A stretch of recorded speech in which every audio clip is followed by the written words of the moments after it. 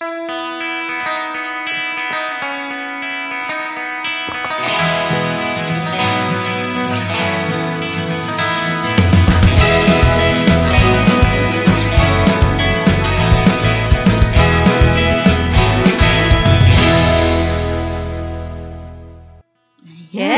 good morning!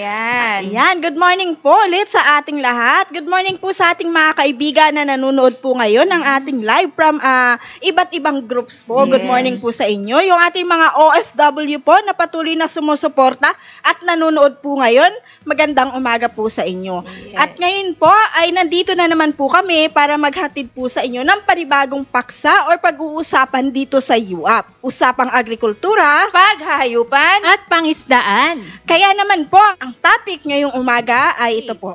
Prolapse o buwa, bakit nga ba sa mga alagang baboy? Bakit nga ba? Ayan. So, pangkaraniwan yan na nagiging problema, lalo na doon sa mga nag-aalaga ng mga inahin, yung mga breeders, yung nag-purproduce ng mga biik. So, ito yung karaniwang na talagang hindi na nila maiwasan. Pero, sa ngayon po yung topic natin, maiwasan po yan, mamaya-maya po ating tatalakayin po yan. Unang-una sa lahat, ano ba yung buwa o yung prolapse na tinatawag? Ang prolapse, ito yung laman or tissue ng mga inahing baboy na lumalabas, na ibig sabihin to, nangyayari kapag medyo marupok na yung kanilang tissue. Yun, oo. Yan yung lumalabas sa puwitan po na medyo patabi-tabi po sa mga kumakain na makikita natin na may laman, na medyo mapula na parang sausage. Bituka. Madaling salita, organ siya, part ng organ, na kumbaga nawala na sa normal na posisyon, lumalabas na. At iyan po, sa prolapse po, may iba-ibang klase ng prolapse na tinatawag. At isa po dyan ang, ayan. So, isa-isahin po natin. Yung rectum prolapse. Ayan. Yung pangalawa, rectum and vaginal prolapse. Oo. At ang kahulihan, ayan, uterine prolapse. Ayan. Iisa-isahin po natin yung kung bakit nagkakaroon ng mga ganang prolapse o buwa sa ating mga inahin at yung mga bagong gilt na ating inalagaan. Ang una po dyan yung rectum prolapse. Ayan po ay ibig sabihin rectum, yun yung sa anus o yung sa puwitan. Ayan, yung lumalabas. At ang karaniwan po dyan kung bakit nagkakaroon ng ganan, unahin na po natin sa pagkain. Kasi po minsan hindi natin alam, doon sa nabibili natin, yan po ay sanhi din ng mycotoxin. Specifically, sa feeds yung soya bean. Kasi yan yung zearalenone na tinatawag na mycotoxin.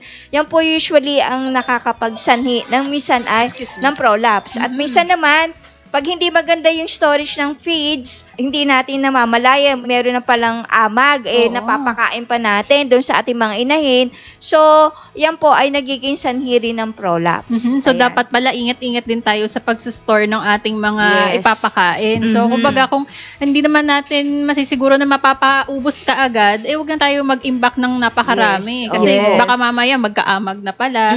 Yung pala magiging cause din pala ng pagkakaroon ng prolapse. Hindi lang sa pagbili natin na napakarami na hindi nauubos ng ating mga alagang baboy, consider din natin yung ating imbakan. Kasi isa din po yun, bago nga yung feeds mo, pero hindi naman maayos yung iyong imbakan, yung iyong storage, nababasa ng ulan, o di naman nagkakaroon ng moist, kaagad yung inyong feeds dahil walang sapin or walang nakalagay na paleta, nakalapag lang dun sa semento, so nagkakaroon po yan ng moist. So, i-consider din po natin yan. At ang pangalawa dyan, yung kulungan masyado nakislope. Hindi patag. Kasi po, isa po yan sa nagiging cause ng prolapse ng ating mga inahin. Kasi nga palaging, nakaslope siya, nakaganyan. So, yun doon sa bandang puwitan, nakababa, laging nakababa. So, nagkakaroon ng prolapse. Prolapse. Dahil lalo na kung ang mga inahin natin ay mga yung medyo hindi maganda yung paa. So, mahina. Kasi ang prolapse, may laceration yan So, ibig sabihin, yung kanyang mga tissue doon ay mahuna. Yes, Ayun. marupok. Tapos naka-slope pa yung ating kulungan. At saka isa pa dyan yung ating pagputol ng buntot, sobrang sagad. Nasasagad. So, pag ginawa nating inahin yan, at pa yan ay pinakastahan, yun po ay nagiging cause din ng prolapse. Oo. O di naman kaya, dahil nga pagputol, sagad, o yung hindi naman maayos na pagputol, mahaba. Yung buntot, laging naiipit yung buntot. So, syempre, nagkakaroon ng puwersa, di ba, yung inahin? Ay, syempre, pag nagka-puwersa yan, nagagamit niya yung sa may puwitan para pigilan, di ba? So, doon nagkakaroon ng prolapse. Saka kasi, kumbaga, isa rin dyan yung pressure doon sa anus. Yes. Pag na-super pressure siya, tapos tinitibi pa siya, constipated, tabi-tabi po nga. Isa po yan. So, doon sa mga inahin na constipated, tapos hirap siyang dumumi, napupersa. Kumbaga, persado na nga doon sa slope ng kanilang kulungan, tapos constipated pa. So, kumbaga, doble-doble na yung nararanasan ng inahin. Once na yan po ay manganganak na o buntis, yan po, lumalabas yung kanilang buwa. So, konektado rin sa pagkain. Kasi kung low fiber yung ating papakain, mako-constipate talaga. Tapos, nagkakaroon ng straining. Kasi minsan, pagka masyado rin yung kanilang pag-ubo, pag may sakit sila, napupersa din. Kumbaga, parang sa tao, no? Pag persado kang umuubo, medyo yung ating, di ba? May yung pressure. May pressure tayo sa puwitan. So, yun yung nagiging natin. Alam nyo na kung ano yun. So, isa pa yan. So, dapat natin tandaan din, sa pagpapakain ng mga inahin, dapat titingnan po natin kaya may mga feeds, breeder, lactating, mataas po ang fiber na. Pero kung ang ating pagpapakain naman ay kung ano-ano lang na yung binibigyan natin ng formulation, so, nakaano po yan, kaya naka-indicate doon na dapat yung fiber niya is not less than 4%. So, at least mataas, mas maganda. Kung nagbibigay naman tayo ng alternative feeds, pwede naman po yan, pero sasamahan nyo nga ng mga gulay kasi high fiber. Ayun po, para doon sa mga inahin. So, sa mga fattening naman, wala tayong nagiging problema. Ano lang din dyan, meron din palang cause, pag fattening, pag mga 4 to 5 months, nagkakaroon din ng buwa. Kasi nga, medyo constipated, sobrang taba. Ayan din po, nabanggit mo na nga, pag sobrang taba din ng baboy, nagkakaroon din ng prolapse. Yan po yung normally na vaginal prolapse.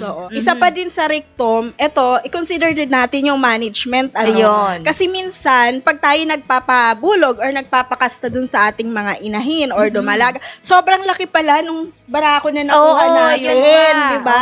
Napupersa. Yung pala ay nakaka-apekto din. Kaya dapat pag tayo nagpapabulog, kung ano lang yung laki ng inahin, yun lang din dapat yung barako na ilalagay natin sa kanila. Kasi kapag sobrang laki, syempre, pursado yung inahin. Di ba? Kapag napuwersa, syempre, yung pressure na gagamit nga, so lumalabas po, nagkakaroon ng prolapse. Kaya ganun pala yung nangyayari na may tumawag sa atin na, ma'am, kakakasta lang po Tapos, after 2 days, lumuwa na yung buwa. Ayun nga, yun po yun. Saka, tignan po natin yung mga barakong gagamitin natin sa mga inahin. Baka naman super laki. Tsaka kaya nga lagi nating pinapaalala kapag tayo magpapalahi, kailangan physically matured na yung ating gagamitin inahin. So baka mamaya yung guilt na gagawin nating inahin hindi pa physically matured, tapos yung barako kumbaga matured.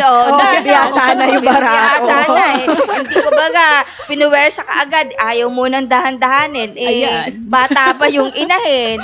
At tapos hindi pa naman fully matured. Kasi nga, pag ganang hindi pa fully matured, yung mga tissue na, hindi pa ganun ka-develop. So, isa po yan. So, tandaan po natin yan dun sa ating mga gagawing inahin o yung mga inahin nating inaalagaan. Yes. Ayan. Yun, Katina, yun na banggit ko, nag-jump na tayo dun sa vaginal prolapse. Isa po dyan, pag sobrang taba nga.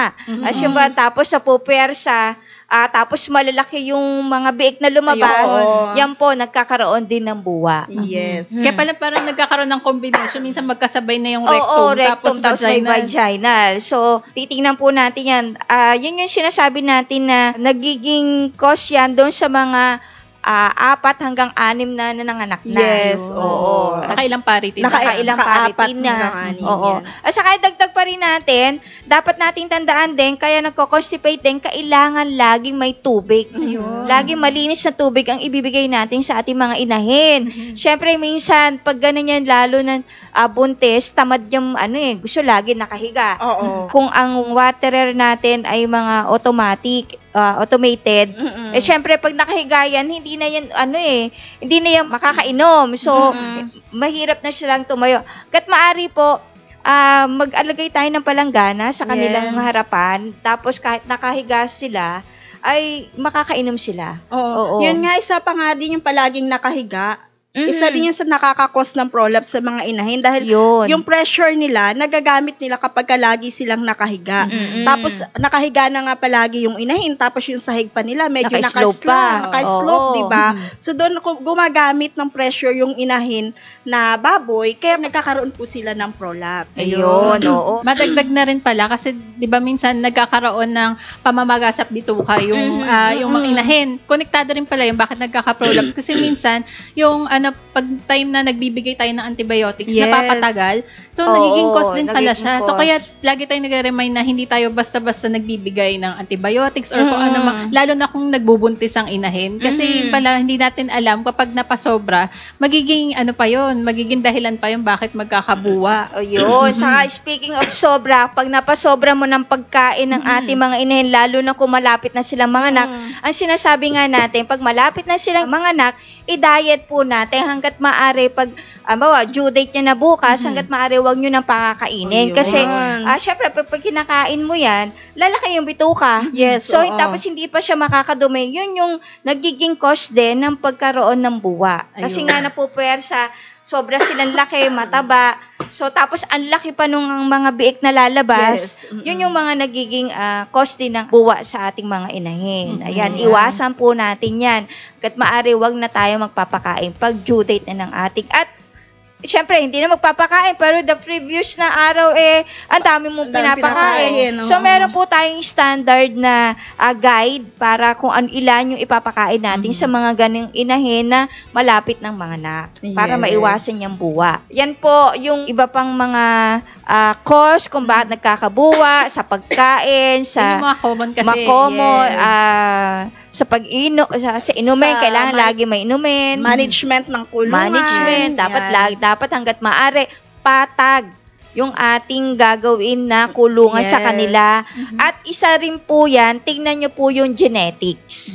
Oo. Dahil may connection po yan doon sa pagkakaroon ng buwa. Bawa, hindi mo alam, yung binili mong inahin, lahi pala ng mga may buwa. So, isa rin po yan. Siguro, automatic yan. Pagdating ng mga ilang buwan at nanganak, lalabas yung buwa. Ayan. So, ang nagiging remedy po dyan, pag nakakaroon po tayo ng ganan, syempre, hindi natin maiwasan yan. Ang iba po dyan, ang ginagawa dyan is naglalagay sila ng yelo doon sa puwitang para, kasi nagdurugo yan para maiwasan yung pagdurugo. Ayan. Yung iba naman ang ginagawa kapag sobra na talaga, inihihiwalay muna nila doon sa iba. Para hindi na siya, kasi yung iba nagkakaroon ng cannibalism So, nakakagat lalo yung lumabas na laman. Lalo na kung sama-sama yung mga inahin. So, doon nakakagat nila. So, syempre, mas nagkakaroon ng infection kapag medyo matagal. Kaya dapat ihiwalay muna natin yung mga may sakit na gano'n. Tapos yung iba naman, kung sobra na talaga yung labas na yung buwa niya, ang ginagawa nila dyan, talagang pinapasok, and then tinatahi. Nilalagyan nila ng anesthesia. At kung hindi naman, depende doon sa prolapse, kinakat nila yan. And then, nilalagyan nila ng anesthesia para makat yun, and then tinatahi. Kasi may time na kahit tinatahi, lumalabas pa rin So, alisin na. Yun lang yung problema. At isa po dyan, para mas maganda at hindi natin maranasan pa lang yung pagkakaroon ng buwa, ang ginagawa po natin dyan, o yung nire-recommend natin, is may maintenance doon sa kanilang pakain na technology, yung ATUV. So, lagi natin nilalagyan ng ATUV yung kanilang pagkain. Pag sa breeder naman po, kalahating kutsara kada kilo ng pagkain. Maintenance po yan hanggang sa mapakastahan nyo. Once na po yan ay nanganak na o nagpapadedi na, ayan po ay nilalagyan natin ng 1 kutsara kada kilong pagkain. Pero kung ito ay meron ng buwa, ngayon kung may buwa na yung inyong mga ang pwede nyo pong gawin, istaasan nyo yung dosage ng technology. Gawin nyo pong 2 kutsara na ATOV per kilo ng feeds. 2 kutsara per kilo ng feeds. Tapos sa tubig, maglalagay din po tayo 1 kutsara per liter ng water. 1 kutsara kada 1 litro. Yan po ang ating dosage. For 2 weeks po yan hanggang sa makita na po natin na unti-unting pumapasok sa loob yung laman na lumabas. Yun. At saka yung iba naman, talagang severe cases na talagang umano na siya, talagang lumuwa na. Ini-sprayan natin na may technology. So, magdi-dilute lang po tayo. Concentrated na natin, 1 kutsara sa kalahating litro. I-spray po natin everyday yan. O kaya naman po, yung iba, powder na mismo. Yung ATOV na nilalagay na. So, unti-unti na yung 4 at kusa na po silang babalik. Yung babalik sa loob, yung buwa. Tutulungan natin, hindi lang doon sa paglalagay ng technology. Kailangan tutulungan natin na maampat yung pagdurugo. Kasi pag tuloy-tuloy, hindi natin naawat. Kasi magiging cause din yung baka ikamatay pa nung inahin.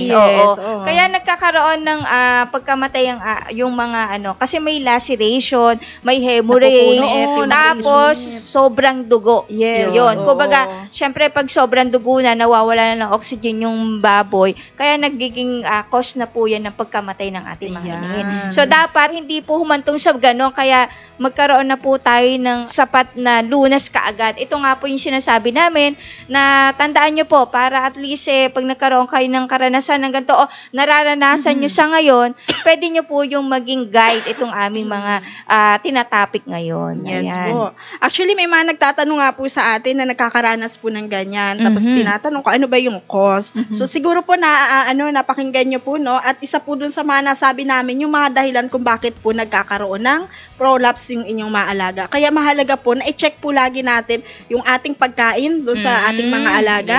Yung management po na ginagawa natin. Kasi isa rin po sa nakaka-apekto sa kanila, dun sa mga inaalagaan natin, ay mali pala yung management na binibigay po natin sa kanila. Yes, at bigyan ng malinis lagi na available yung tubig. Ayan, para maiwasan yung constipation. Ayan. Ilan lang po yan sa mga pwede nating tandaan, at kung doon sa mga nakakaranas po nito at meron po kayong mga remedy o yung pag-iwas po nito, pwede po kayong mag-message sa amin ngayon para at least masabi po natin at babigay po natin doon sa mga ating mga ka-farmer o mga netizen na nanonood po ngayon. Yes, pwede po kayo mag-comment po. Ngayon na rin po para mabigyan po namin ng kasagutan din po kaagad. Or pwede din naman kayo pong mag-message po sa amin sa mga contact number po namin. Ito po, 0939-917-2858,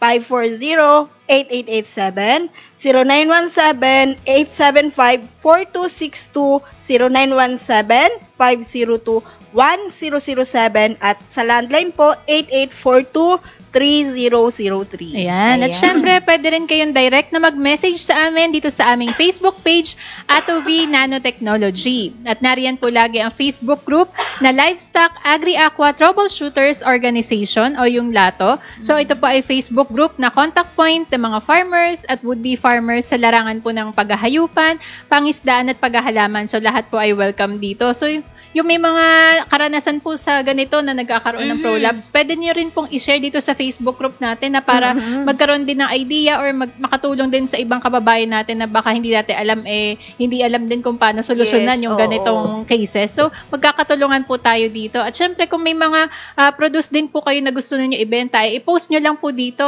At baka sakali po makahanap kayo ng mga buyers ninyo. May mga members dito na naghahanap ng mabibilhan nilang mapagsisimulan.